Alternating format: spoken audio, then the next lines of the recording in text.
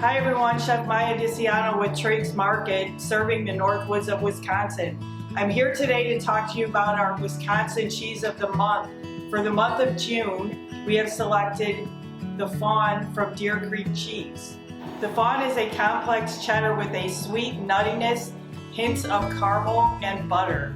And today I have a special guest joining me from Deer Creek Artisan Cheese Exchange, Chris Gentine. Thanks for having us. Thanks for coming, Chris. You bet.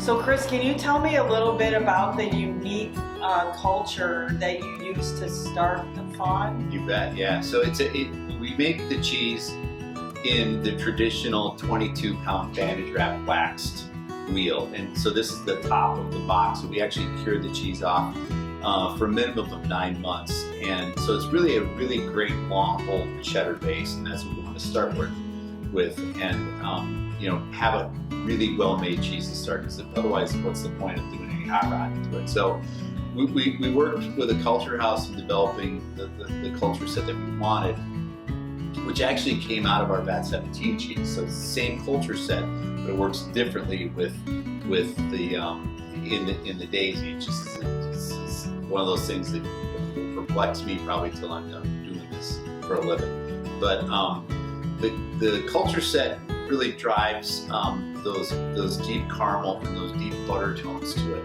So it's kind of a cocktail of about 4 or 5 different cultures that are in there, and how they do it, I don't know. The culture guys in the cheese industry are almost like let's call them Gandalf the Grey wizard, and how they do things I don't always know. They sure make magic. They do, yeah. So really this culture kind of leapfrogs, where we get a certain flavor tone that goes for about 4 months, and then the next flavor tone busts through, and that'll go about 6 months. But 6 months of cheese actually isn't very good. When you try it, it's like 9 months. And then time kind of takes over. The next culture set kind of comes through about 7-8 months, and then the cheese starts to get that depth of butter and those caramel notes come through. And then you get it more into about 9, 10, 12 months. And you almost, the thing I really like about this cheese is, for being a fairly young cheese, the complexity that's on it. And actually when you try it, and sometimes, not picking on any guys because I am one, but the women seem to pick up that subtle nuance of that final acceleration of that culture that hasn't quite popped yet. It actually kind of pops in the palate. So you think the cheese is done, and it almost re-accelerates, which makes it a lot of fun to pair with a lot of different things and beers. And guys get it after. And so does the Fawn sometimes grow up to become something else? Yeah, so we take the same cheese and we cure this off for 18 to 24 months, and that becomes the stag. So that butter goes to butterscotch, that caramel goes to toffee.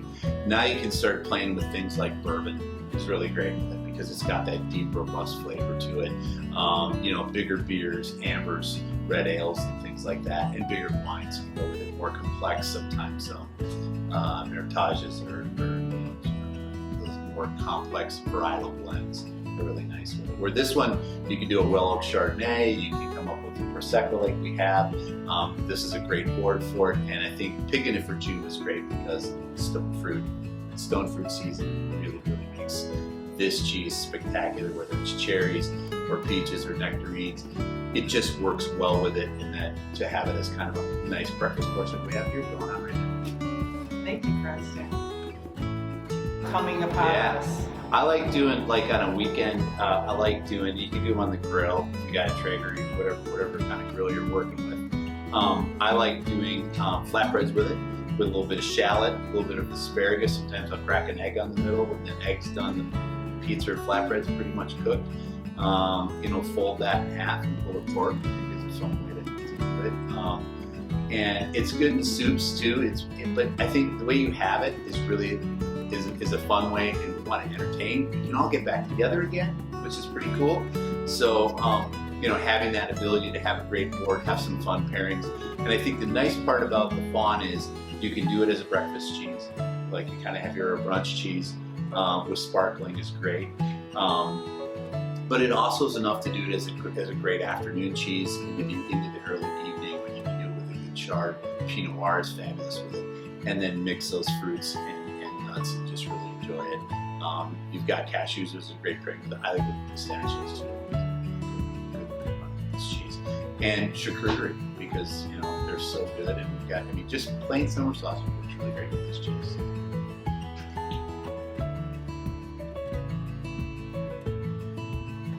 So Deer Creek is actually a collection of artisan, handmade, hand-selected cheeses by the Artisan Cheese Exchange that honors time-honored traditions with new innovations. So, Chris, I know that your physical address for Deer Creek is actually in Sheboygan, Wisconsin, but you work with master cheesemakers throughout the whole state of Wisconsin. So tell me a little bit about what was your vision in starting the Artisan Cheese Exchange.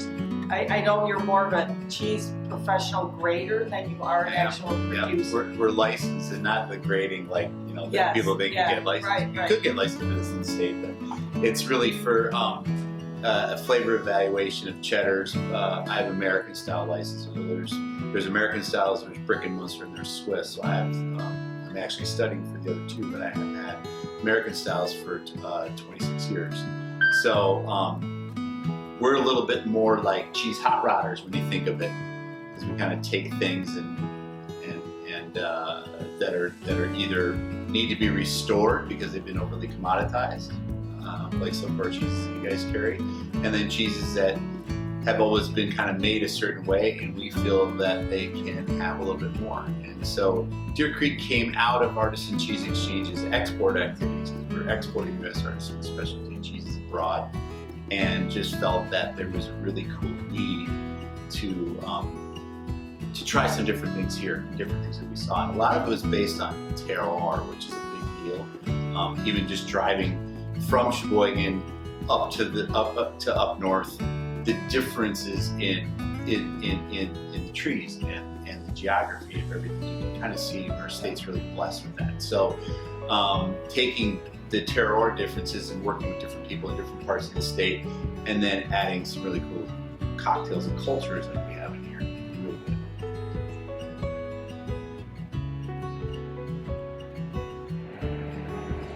So Chris, I mentioned that the Fawn cheddar took second place in the U.S. World Championships just recently, and your other two cheddars took the other spots on the podium first and it was pretty cool. third. That's awesome. Yeah, so the Stag took first, which is the 18-month year, and the Imperial Buck, which is a 39-month year that we only do in the whole wheels.